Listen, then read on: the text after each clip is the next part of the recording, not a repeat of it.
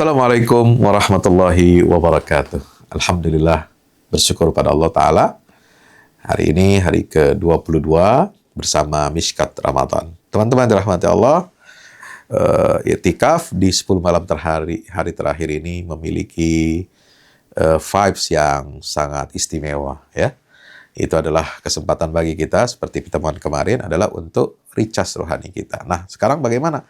Setelah baterai kita penuh, yang tadinya sudah hampir putus asa, sudah hampir pun lost connection, kita kemudian reconnect lagi. Ya, bagaimana ketika sinyal hati kita melemah, kita mampu untuk reconnect dengan Allah Subhanahu wa Ta'ala. Inilah panduan bagi urban muslim di era yang hyperkoneksi.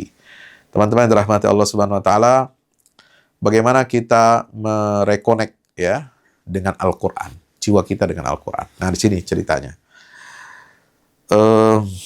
Manusia modern, ya, masalahnya itu bukan karena kurang informasi, tapi karena justru kehilangan arah. Informasi banyak, tapi kita nggak bisa bedakan mana informasi yang benar, mana informasi yang keliru. Ya, kita kehilangan arah. Kita punya akses ke segala hal, tapi seringkali hati kita berada dalam status offline dari sumber petunjuk, yaitu Al-Quranul Karim. Nah, masalahnya mungkin bukan hidup kita yang terlalu berat, tapi koneksi kita yang terlalu lemah. Ya, ini yang disebut dengan paradoks. Ya. Jiwa kita atau fisik kita selalu online, terkoneksi dengan dunia 24 jam dalam 7 hari. Coba bayangkan, 24 jam 7 hari. Always online, ya. Tapi realitanya hati kita, ya, tadi dunia kita nih, fisiknya terkoneksi, online terus fisiknya. Tapi jiwanya, hatinya itu offline. Hatinya itu mengalami apa? Connection loss, ya, kehilangan arah tujuan. Nah, ini bahaya, paradoks seperti ini. Maka kita perlu apa? Bertanya, kenapa sih kita sering crash? Ya, perlu ada sistem diagnostiknya tuh. Kalau di dunia kita ingin mengetahui ada masalah apa dengan laptop kita, dengan gadget kita, dengan tab kita, gitu ya. Maka pertanyaannya muncul, mengapa kita crash? Karena sistem overload. Terlalu banyak notifikasi dan distraksi, hati yang kehilangan ruang hening untuk mendengar suara kita sendiri. Yang kedua adalah karena baterainya lemah, low bat. Ya, udah 10%. Inilah yang sering kita alami, teman-teman, ketika teman-teman mengalami burnout dan anxiety, ya, kelelahan dan kemudian keterasingan, ya. Maka itu kita mencoba, banyak di antara kita itu kita coba, ya, untuk mengatasi masalah ini dengan apa? Dengan recharge hiburan. Ya, banyak di antara kita yang lelah tapi ingin mencari hiburan. Nah, hiburannya juga hiburan duniawi. Ya, semakin melelahkan, ya. Nah, padahal jiwa kita itu butuh syifa, penyembuhan, bukan sekedar distraksi. Ya. Kemudian yang ketiga, kenapa kita crash? GPS sinyal loss. Nah, kalau di GPS itu kan, sinyal loss katanya. Krisis identitas ini.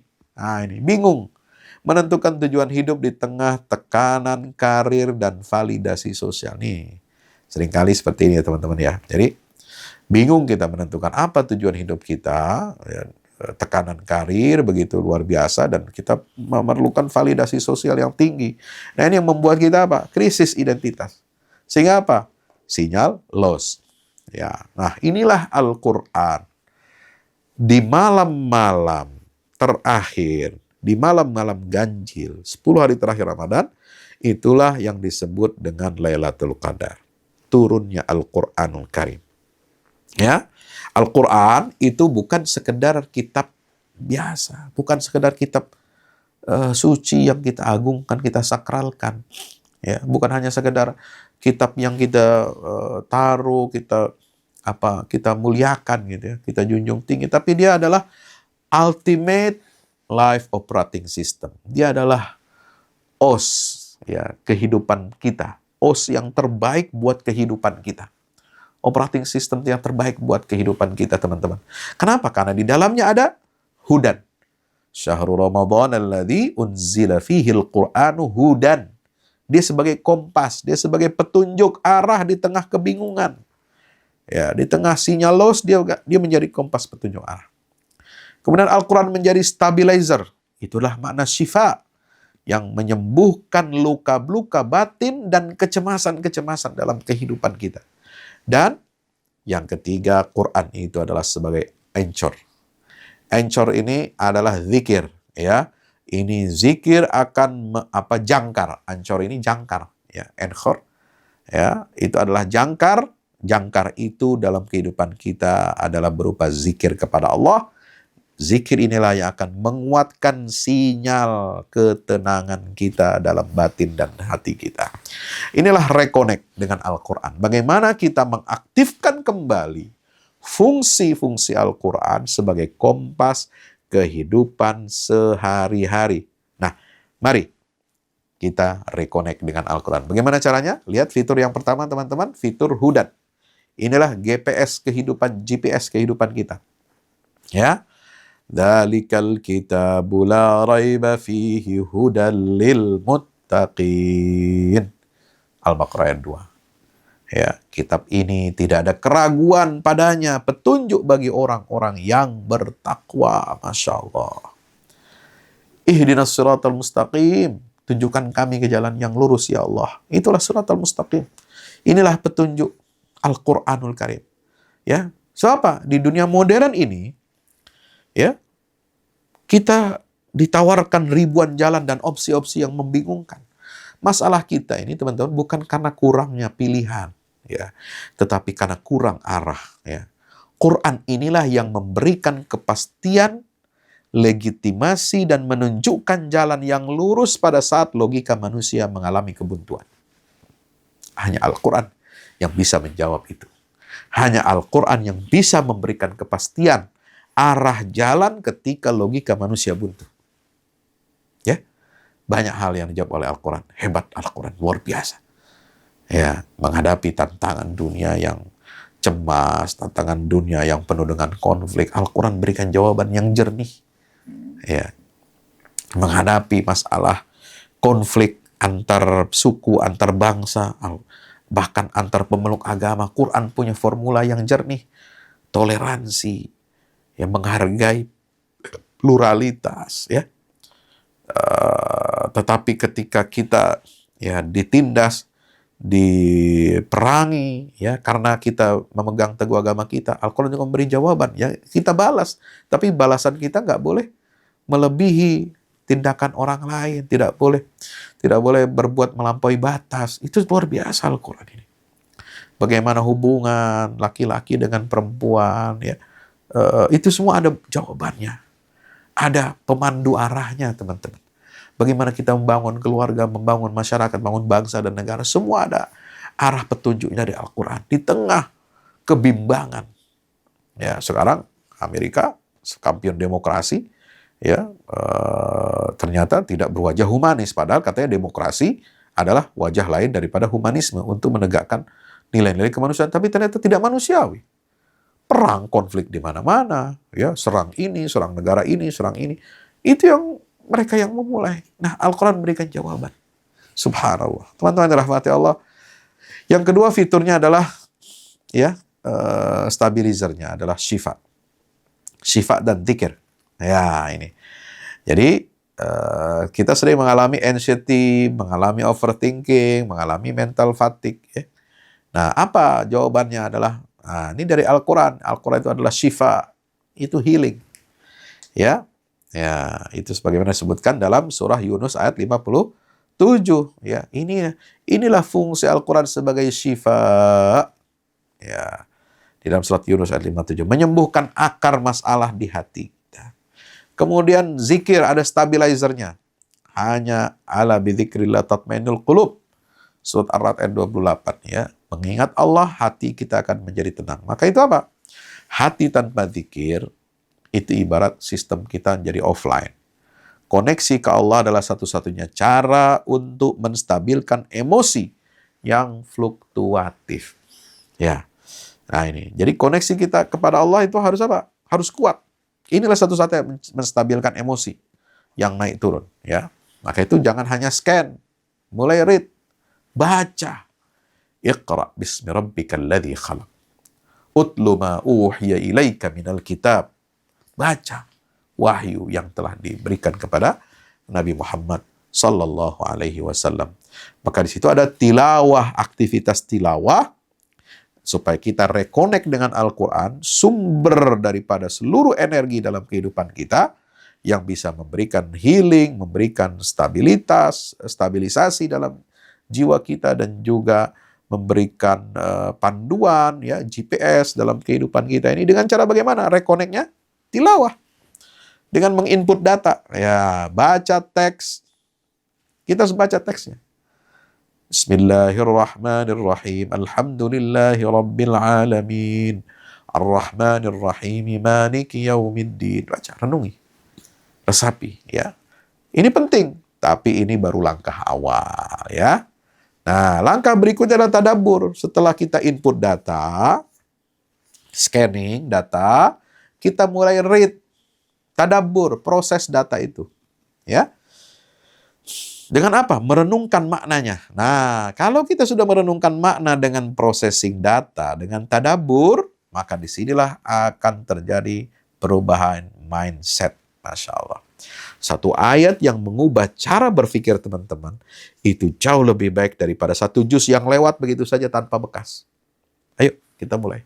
Iktikaf inilah cara kita untuk reconnect dengan Al-Quran. Perbanyak membaca Al-Quran, tapi bukan hanya membaca kuantitasnya, tapi secara kualitas sekarang banyak. Ada mushaf tadabbur, ada Quran medis, ada Al-Quran niaga. Itu semua membantu kita teman-teman untuk tadabbur Al-Quran. Ya, ada sekarang banyak beberapa mushaf yang bisa dijadikan referensi teman-teman untuk tadabbur Al-Quran. Ya, nah kita insya Allah juga sedang menyusun Quran atau mushaf Baitul Maqdis. Ya, peta jalan menuju pembebasan Baitul Maqdis. Ya, itu ayat-ayat di dalam Al-Quran banyak sekali. Nah, yang tahap pertama adalah kita harus melakukan apa? Diagnosis sinyalnya. Ya, apakah ada kesadaran ya? Ya, kita sadarkan nih sinyal kita sedang lemah. Ya, makanya di situ perlu apa? Self audit. Kita harus menghitung, mengevaluasi, mengaudit diri sendiri. Ya. Ittaqullah wal tanzur nafsum ma qaddamat liqad. Inilah self audit dalam Al-Qur'an. Ya, bertakwalah kamu kepada Allah dan hendaklah setiap diri memperhatikan apa yang telah diperbuatnya. Sekarang mari kita bertanya, teman-teman, kapan terakhir kali ayat-ayat Al-Quran itu benar-benar menyentuh hati dan membuat teman-teman menangis? Satu, apakah kita membaca Al-Quran itu hanya untuk mengejar target khatam atau untuk mencari jawaban? Dua, maka ayo mulai dari awareness, sadari level sinyal saat ini, sebab kesadaran adalah langkah pertama pemulihan kita agar terhubung kembali, terkoneksi kembali dengan Al-Quran. Tahap kedua adalah daily connection. Ya, fokus. Ayo matikan distraksi sejenak agar bisa reconnect dengan langit. Jadikan quiet time bersama Al-Quran sebagai prioritas jadwal, bukan sisa waktu. Memang betul-betul prime time, betul-betul waktu yang memang kita persiapkan, quiet time, bukan sisa waktu, udah lelah, ketika di busway atau di KRL menjelang pulang ya, berdesak-desakan baru kita baca Quran ya, atau ketika udah malam, udah selesai tarawih, lelah, mau capek, baru kita baca Quran. Nah, itu nggak begitu. Kita fokus. Nah, bagaimana kualitas itu harus lebih besar daripada kuantitasnya. 5-10 menit yang sadar dan hening ketika kita membaca Quran lebih baik dan berharga daripada bacaan panjang yang terburu-buru, teman-teman. Langkah ketiga adalah aplikasinya. Bagaimana penerapannya? Maka lakukan aktivasi dalam kehidupan nyata kita. Mulai dari apa? Buat keputusan, yaitu apa? Menggunakan nilai Quran saat memilih karir. Ini keputusan penting. Aplikasi dari reconnect dengan Al-Quran adalah ketika kita berhasil menggunakan standar nilai Al-Quran saat kita memilih karir. Ini pengaruh hasil reconnect dengan Al-Quran dalam kehidupan adalah dalam mengambil setiap keputusan kita, kita harus menjadikan standar Al-Quran dalam mengambil keputusan kita. Kemudian etika profesional. Bagaimana penerapan aplikasi dari reconnect kita dengan Al-Quran ini adalah integritas kerja. Meskipun kita tidak diawasi ya oleh CCTV, oleh atasan, oleh pengawas, oleh auditor, kita harus tetap memiliki integritas. Inilah ya jiwa yang sudah tersambung dan terhubung dengan Al-Quran. Emotional regulation, sabar. Ketika kita menghadapi tekanan-tekanan deadline, itulah wujud nyata dari reconnect kita dengan Al-Quran. Karena itu Allah Ta'ala berfirman, Inna hadzal Qur'ana yahdi lillati hiya aqwam. Sungguh Al-Quran ini memberi petunjuk ke jalan yang paling lurus. Nah, bagaimana cara kita memaintenance-nya agar wifi kita stabil, ya? Jangan hanya kuat sesaat, ya. Itu dengan apa? Istiqomah. Mulai dari Ramadan naik, namanya kan naik. Nanti kita jaga Syawal, Zulqa'dah, Zulhijjah harus stabil, istiqomah. Terus sampai kita bertemu lagi ke bulan Ramadan, ya. Insya Allah. Maka kita ingat pesan Nabi SAW, amalan yang paling dicintai Allah adalah yang terus-menerus walaupun sedikit, ya. Small but stable connection. Kecil tapi koneksinya stabil. Ayo, 1 halaman setiap hari, seumur hidup. Ya, daripada 1 juz sehari, tapi hanya sebulan dalam 1 tahun. Nah, gitu ya. Nah, teman-teman rahmati Allah, bagaimana kita menjaga kemanusiaan, ya. Walaupun dunia begitu luar biasa, kemudahan-kemudahan bisa kita dapatkan, ya. Banjir informasi, ya, banjir teknologi, bahkan teknologi AI sekarang bisa menggantikan skill-skill teknis. Tapi di tengah kemajuan manusia saat ini, ya, dia akan mengalami teralinasi, mengalami keterasingan. Ya, dia akan bisa kehilangan kompas moral. Dia bisa kehilangan jiwa yang rapuh. Dan tidak jelas apa tujuan hidupnya. Nah, Al-Quranul Karim, ya, inilah satu-satunya yang tidak akan berubah. Satu-satunya akan membuat hati kita jernih di tengah ya dunia yang begitu cepat berubah. Tapi Al-Quran tetap menjadi kompas moral kita, akan memberikan inner peace kita, ketenangan batin kita, dan membuat kita memiliki tujuan hidup yang jelas, ya. Sebab Quran itulah penjaga kemanusiaan kita di era mesin. Hati-hati. Ya, ketika kita semua digantikan oleh mesin nanti, maka satu-satunya yang bisa menjaga kewarasan dan kemanusiaan kita hanya Al-Quranul Karim. Ya, maka inilah langkah kerja, kerangka kerja bagaimana kita reconnect dengan Al-Quran. Ya, mulai dari diagnosa, ya, sadari sinyal hati yang lemah, lalu kemudian kita connect, meluangkan waktu hening untuk tilawah, kita processing data dengan tadabbur, kemudian kita eksekusi, amalkan hasil tadabbur itu, kita amalkan dalam kehidupan sehari-hari, dan setelah itu kita maintenance, kita jaga konsistensi dengan istiqamah. Maka itu teman-teman, reconnect dengan Al-Quran ini bukan pilihan tambahan, bukan pilihan mewah, tetapi dia adalah kebutuhan utama agar kita manusia ini tetap menjadi manusia yang waras dan tenang, stabil jiwanya. Mari kita mulai nyalakan sinyal hati malam ini teman-teman. Ketika kita beriktikaf, ketika kita membaca Al-Quran, mudah-mudahan Allah membimbing kita. Wassalamualaikum warahmatullahi wabarakatuh.